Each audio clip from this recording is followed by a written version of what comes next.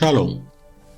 Você está em mais um episódio do podcast Exegese e Exposição, Exegese on Demand para você. Aqui é o Davidson Pignon.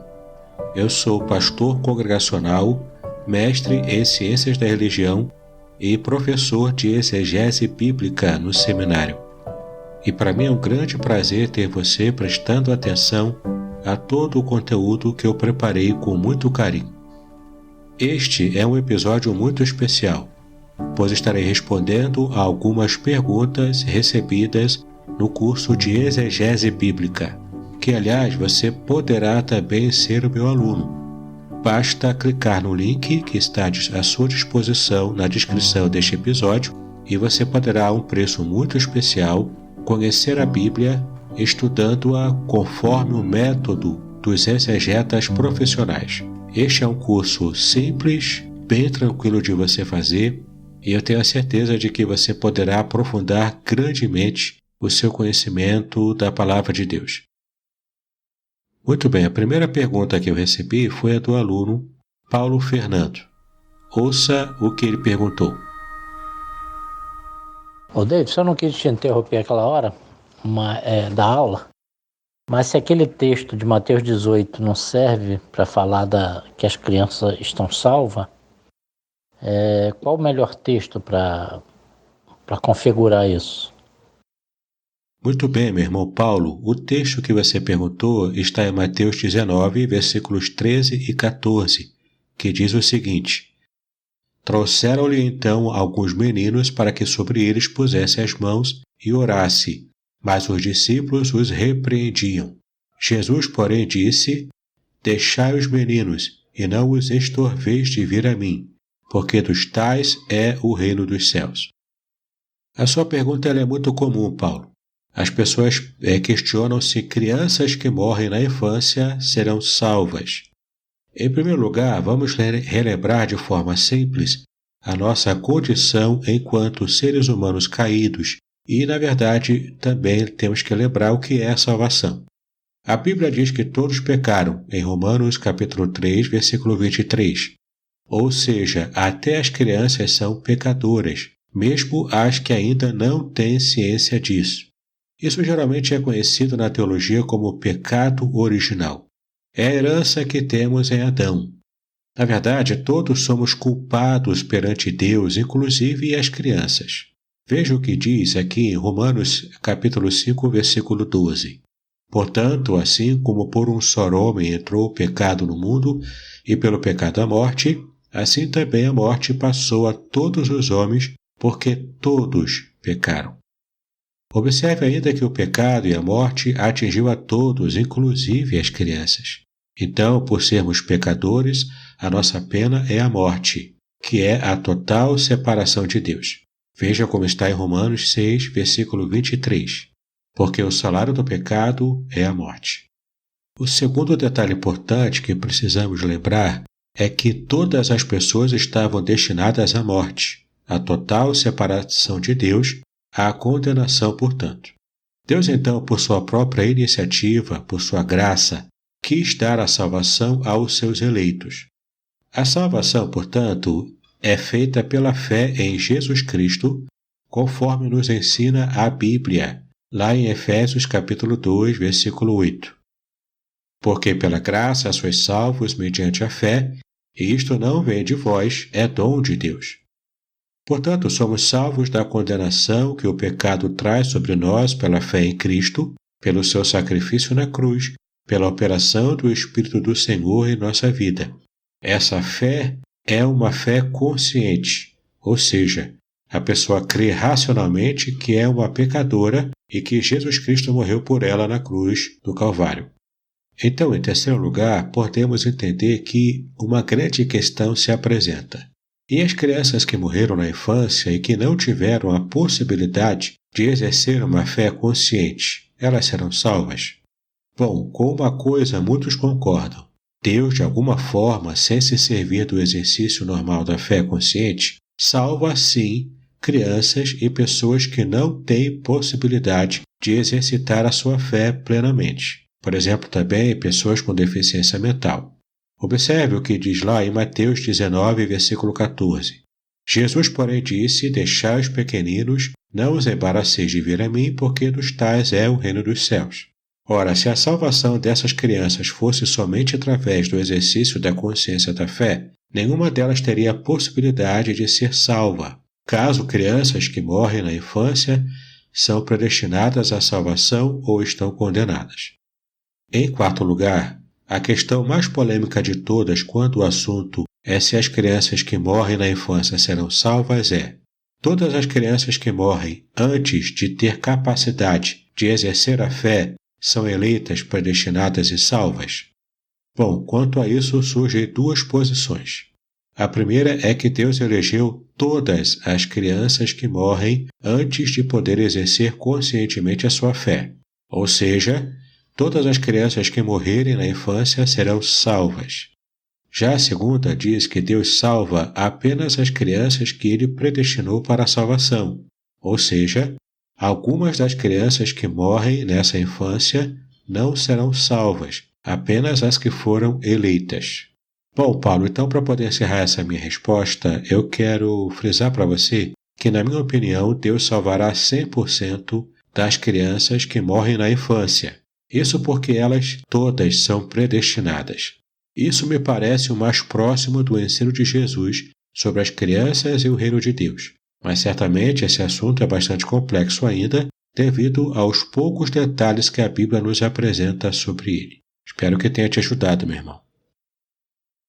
Muito bem, agora vamos para a segunda pergunta que eu recebi do meu aluno Jean. Ele faz uma pergunta bastante comum também. Ouça o que ele perguntou. Tudo bom? Graça e paz, pastor Davidson. Eu estou enviando esse áudio, pastor. Queria que o senhor pudesse, se o senhor tiver tempo, esclarecer uma pequena dúvida em relação aos textos da Bíblia que fala que Deus se arrependeu. No caso de Gênesis 6:6, eu fiz uma pesquisazinha, a Bíblia fala, que mostra que aquele que se arrependeu, no texto de Gênesis, é uma questão de sentimento de pesar, como se Deus tivesse um sentimento de tristeza. Sendo que em Jeremias 18, também fala que Deus no caso de arrependimento de Deus. Só que aqui fala o seguinte, Jeremias 18:7 fala assim: no momento em que eu falar contra uma nação, e contra um reino para arrancar, e para derrubar, e para destruir, se tal nação, porém, contra o qual falar se converter da sua maldade, também eu me arrependerei do mal que pensava fazer-lhe. No momento em que falar de uma nação, de um reino, para edificar e para plantar, se fizer o mal diante dos meus olhos, não dando ouvidos à minha voz, então me arrependerei do bem que tinha falado que ele faria. Aqui uma situação bem diferente da de Gênesis. De qualquer forma, aqui o texto apresenta duas nações, uma má e uma boa, mas que elas, vamos dizer assim, houve uma mudança de atitude de ambas, mas ambas também, em ambos os casos, mostra que Deus se arrependeu de fazer o mal e outra se arrependeu de fazer o bem. Aí no caso aqui, arrependeu-se, esse arrependimento de Deus seria qual sentido? Eu queria saber dessa passagem também de Jonas, Jonas 3:10 também fala, que Deus viu as obras deles, como se converteram e de seu caminho, e Deus se arrependeu do mal que tinha anunciado que eles faria. Seria o mesmo sentido essas duas passagens, ou aqui são aplicações diferentes da língua hebraica? Muito bem, Jean. Você quer saber o que significa quando o texto bíblico diz que Deus se arrependeu? Bom, na verdade, trata-se de uma expressão idiomática do hebraico. Só para lembrar, uma expressão idiomática é uma forma característica de uma língua, de uma cultura, expressar uma ideia. Então, nesse caso aqui, é uma expressão idiomática da língua hebraica antiga. Quando a Bíblia diz arrependeu-se, em hebraico naham, Essas passagens aplicadas a Deus referem-se à mudança do curso da ação divina. Sim, é isso mesmo. Então, quando Deus usa a palavra naham com respeito a uma ação dele próprio, não quer dizer que Deus pensou melhor e viu que errou, algo desse tipo. Não. Deus simplesmente está mudando o curso da sua ação. Observe o seguinte, no hebraico, quando a palavra arrependimento está relacionada ao homem, a palavra que aparece é shuv. E quando essa ideia de arrependimento é aplicada a Deus, somente aparece a palavra naham. Shuv está sempre aplicado ao pecado, ao erro, ao remorso. Ou seja, o homem reconhece o seu erro e se arrepende do que fez.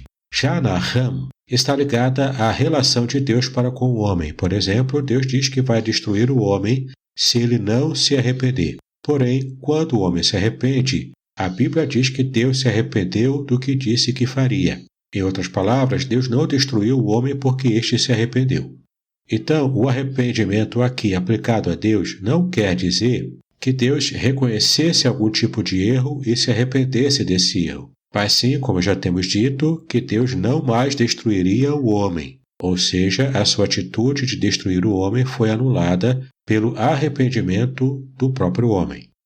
Dessa maneira, Jean, quando os textos acima dizem que Deus não se arrepende, eles estão dizendo que a sua atitude para com o pecado não mudará sem que haja o arrependimento do ser humano. E quando ele se arrepende, está dizendo que a sua atitude é de não mais fazer o que faria sem o arrependimento do homem.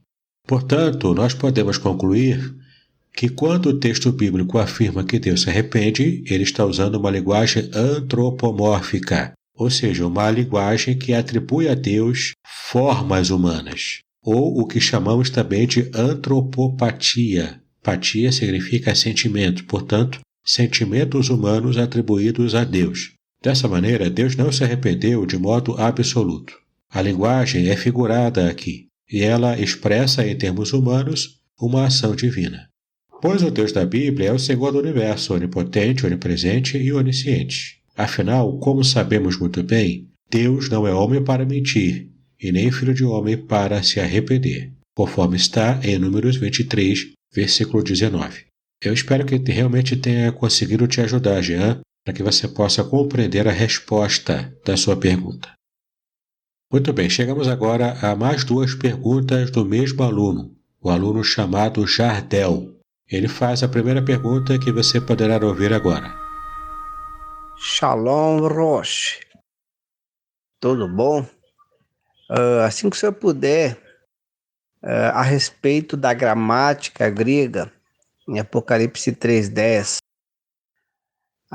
onde diz esse texto ali, Terezo ek tens horas tou peirasmo. O que nos diz a gramática sobre essa perícope, esse texto propriamente dito? Principalmente sobre essa parte que eu cito para o Senhor. Terezo é que tens horá, tu peirasmo.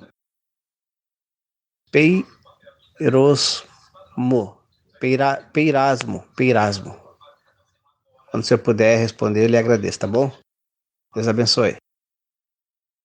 Muito bem, Jardel, você pergunta sobre Apocalipse, capítulo 3, versículo 10, que diz o seguinte: Eu te guardarei da hora da tentação, na Almeida Corrigida Fiel. Você quer saber, portanto, qual a melhor forma de traduzir a expressão em grego Tereso ek tes horas tu pirasmo?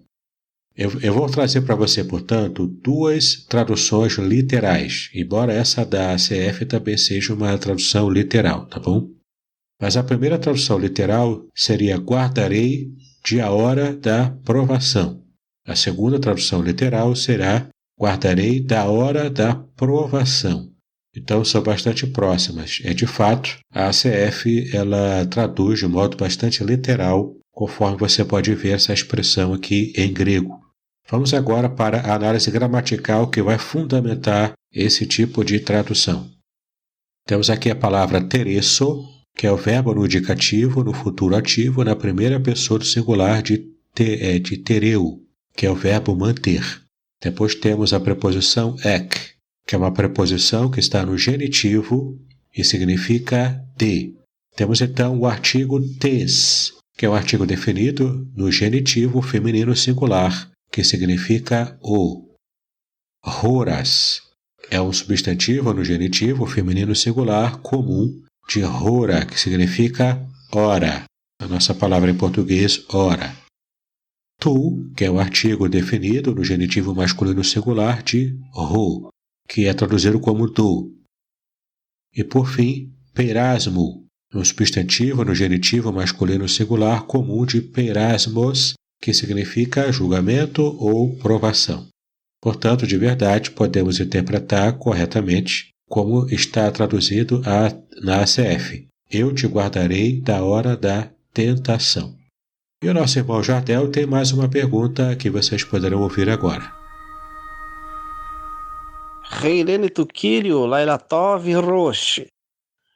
No livro do evangelista Lucas, no capítulo 24, verso 27, onde aparece aí destacado a expressão diermeneusen,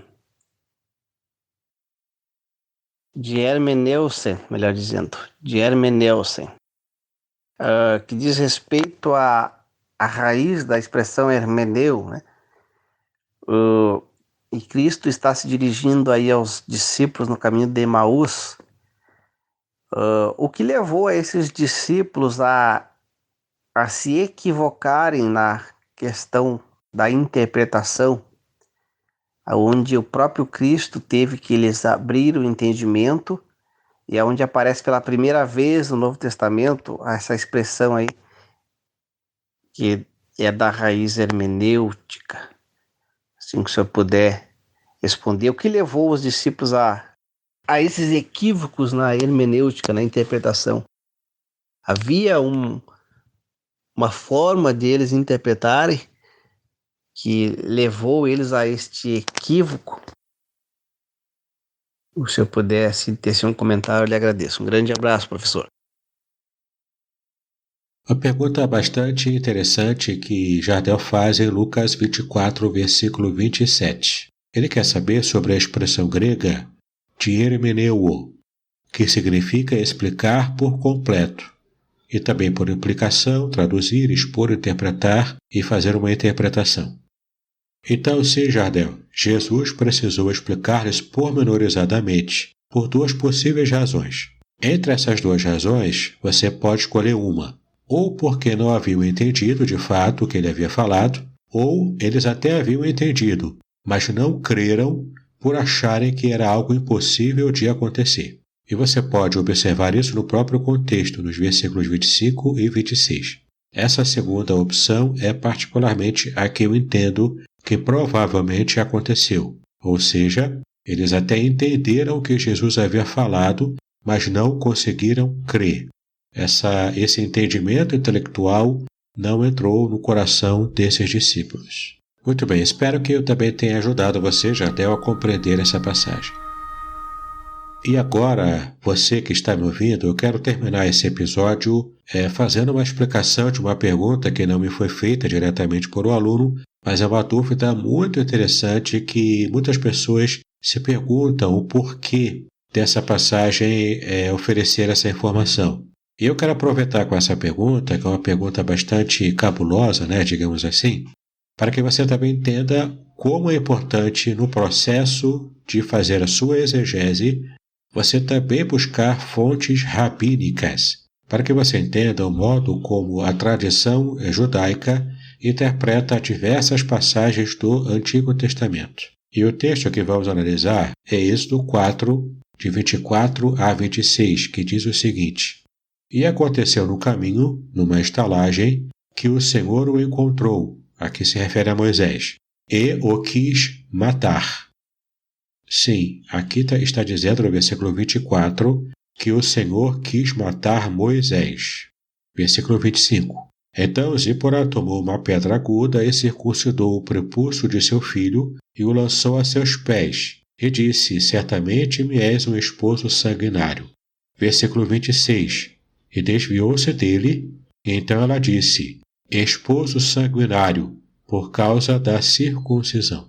Então eu creio que a dúvida mais clara que aparece aqui nessa passagem é por que Deus quase matou Moisés? Por que isso aconteceu? O que levou Deus a querer matar Moisés?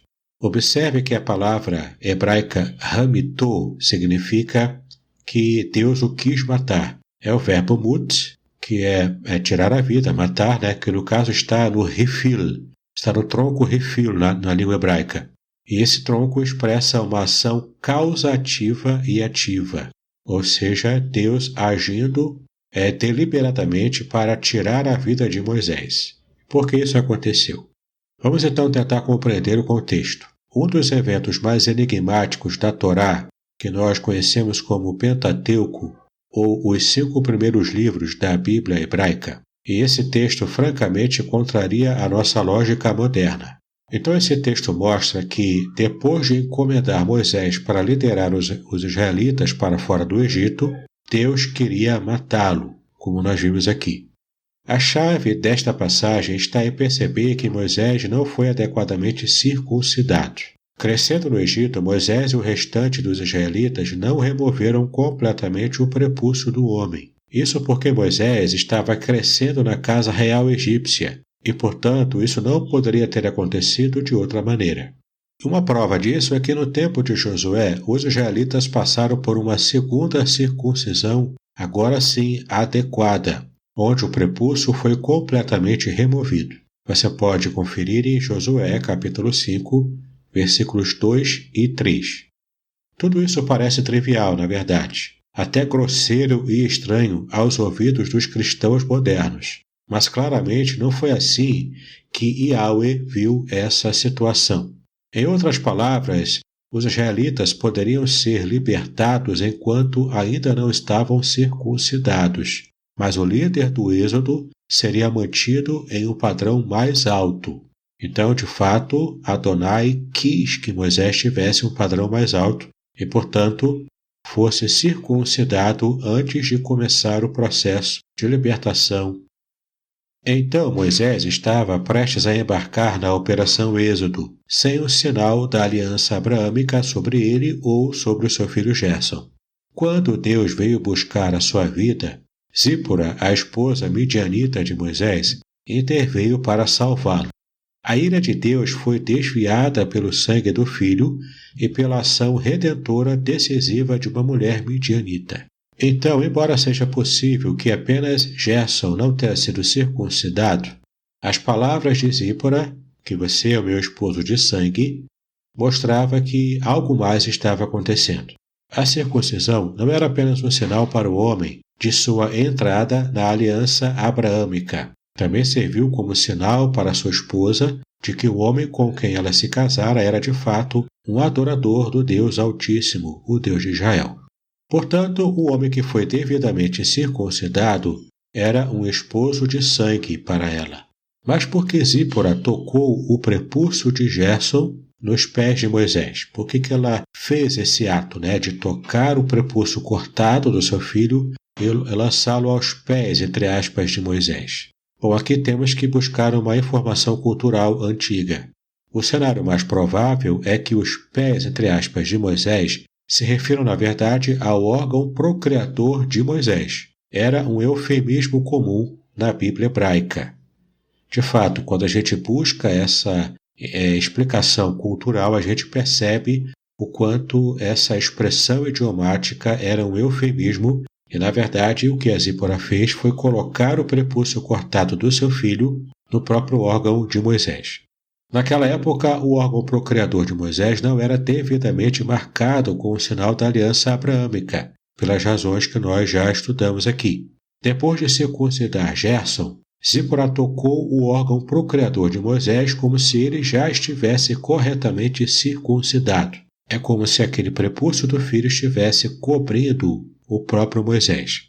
Quando essa grande mulher de fé fez isso, o Deus de Abraão, Isaque e Jacó poupou a vida de Moisés, preparando-o para libertar o povo de Deus.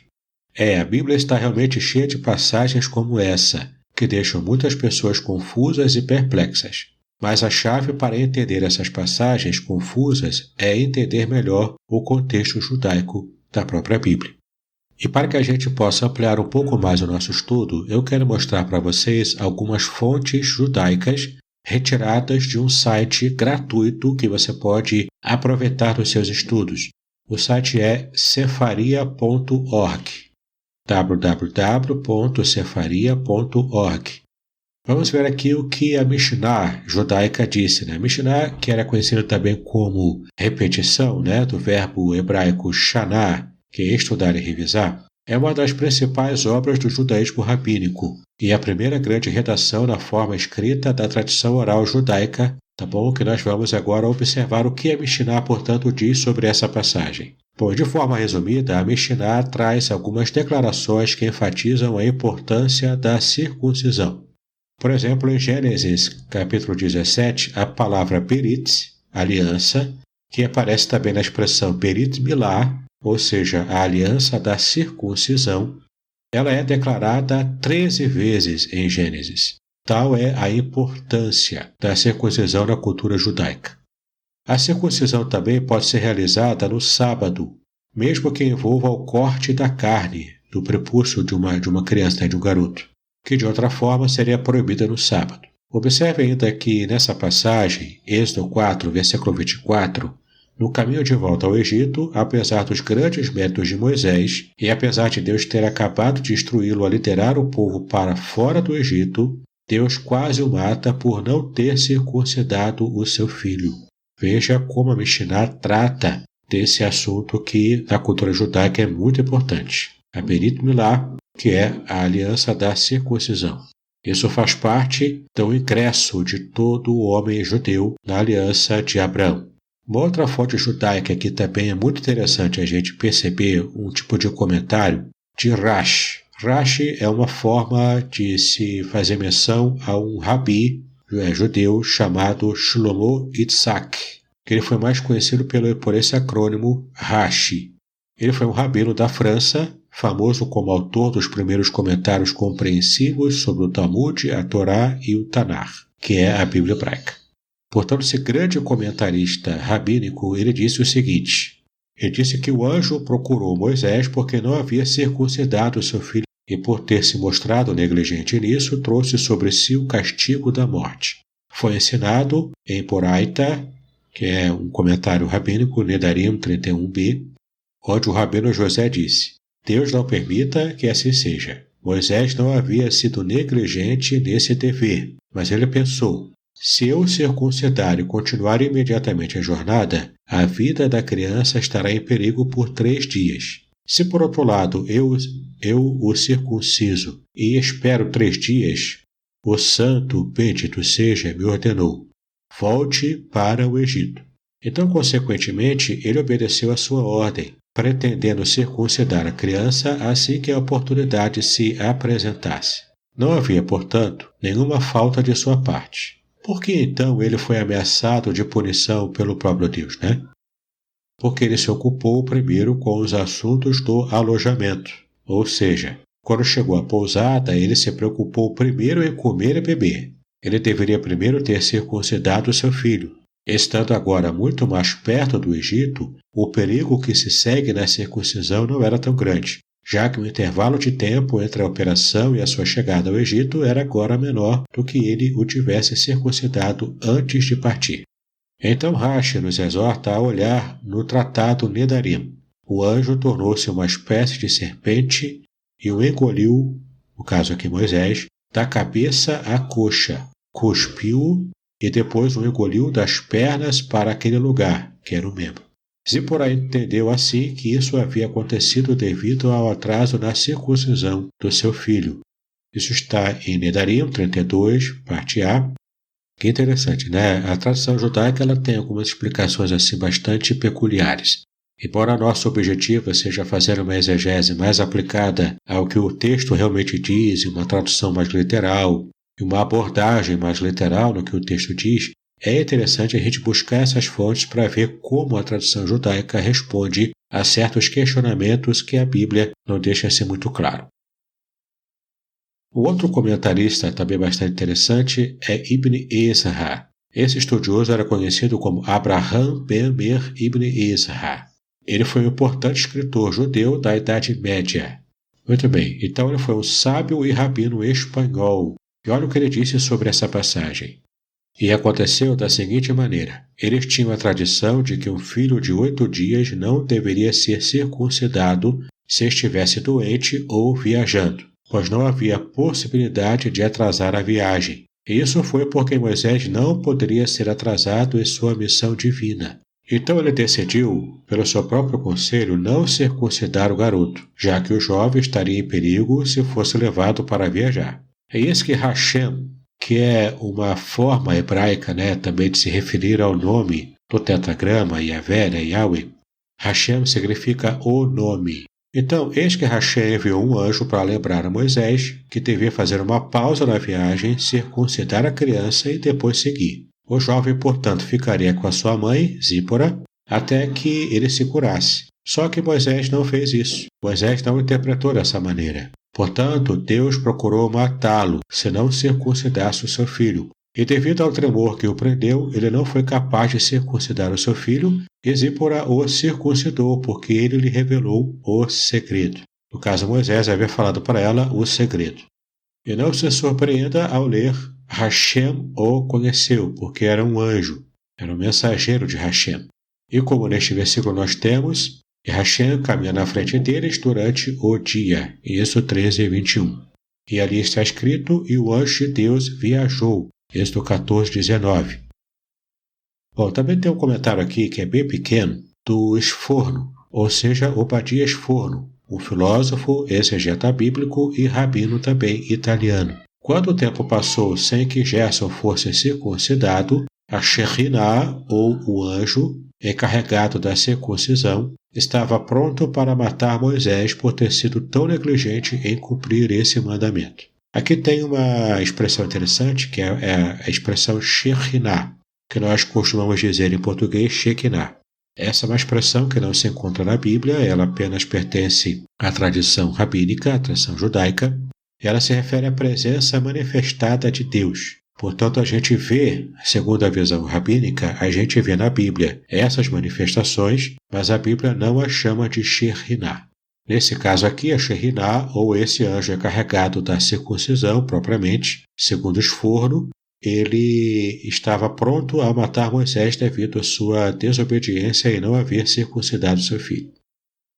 Outro comentário também rabínico, bastante pequeno também, que dá para a gente ler aqui, é de Rashban, que é o nome de Samuel ben Meir. Após a sua morte, ficou conhecido como Rashban.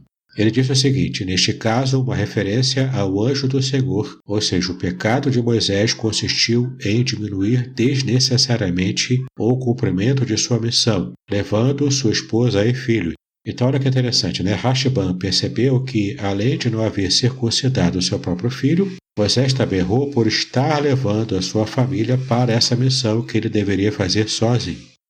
Muito bem, também temos aqui o Talmud de Jerusalém, Nedarim. Nedarim é um tratado da ordem de Nashim e Mishnah e do Talmud também. O seu assunto são as leis relacionadas ao Neder, que era uma espécie de voto ou juramento no judaísmo. Então, olha o que o Talmud de Jerusalém, Nedarim, disse. E sendo Moshe, que é o nome hebraico, Moisés, e sendo Moshe preguiçoso na circuncisão, o anjo perguntou aos seus reis, Êxodo 4, versículo 4, e encontrou o Senhor e pediu a sua morte. Então, observe ainda o que o Talmud Nedarim disse. O rabino Yehoshua ben Korra diz: grande é a mitzvah da circuncisão. Mitzvah aqui é mandamento, está em hebraico. Grande é a mitzvah da circuncisão, como é evidente pelo fato de que o castigo de Moisés, o justo, por não circuncidar o seu filho quando ele era capaz de fazê-lo, não foi adiado e nem por uma hora inteira. Uma parte do Talmud, chamada Guemará, traz o seguinte comentário. É ensinado em uma baraíta que o Rabino Yehoshua ben Kurra diz: tão grandes são as mitivá da circuncisão que todos os méritos que Moisés, nosso professor, acumulou ao realizar as mitivot, ou seja, os mandamentos, não o protegeram quando ele era negligente em realizar as mitivá, o mandamento da circuncisão. Como está declarado, e o Senhor o encontrou e procurou matá-lo.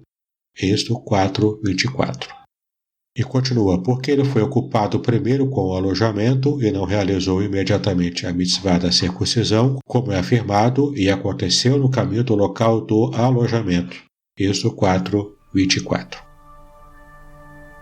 Muito bem, espero que você tenha gostado deste episódio com as respostas às perguntas feitas por meus alunos e também a esse estudo e abordagem rabínica sobre uma passagem bíblica do Antigo Testamento. Espero que tenha servido de bastante conhecimento para você e não se esqueça, se você está ouvindo este episódio em seu agregador de podcast, é só seguir o podcast Exegese e Exposição e você sempre receberá material de qualidade como esse. Caso você esteja assistindo este podcast no meu canal do YouTube, é só assinar o canal, clicar no sininho, compartilhar com seus amigos este vídeo, caso você tenha gostado, e também estar atento às novidades que a cada semana eu coloco no meu canal. Não se esqueça, na plataforma Udemy tem 2 cursos meus que são gratuitos para você aprender a Bíblia e também para você aprender a pregar para a geração atual. São gratuitos e muito interessantes, é só você buscar.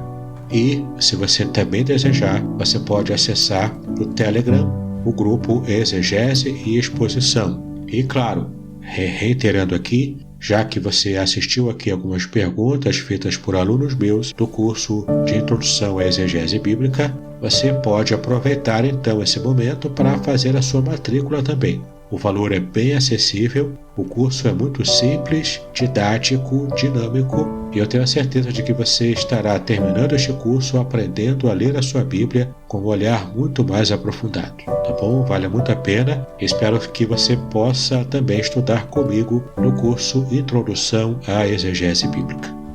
Muito obrigado pela sua atenção até aqui, paz e bênção sobre a sua vida e até o próximo episódio.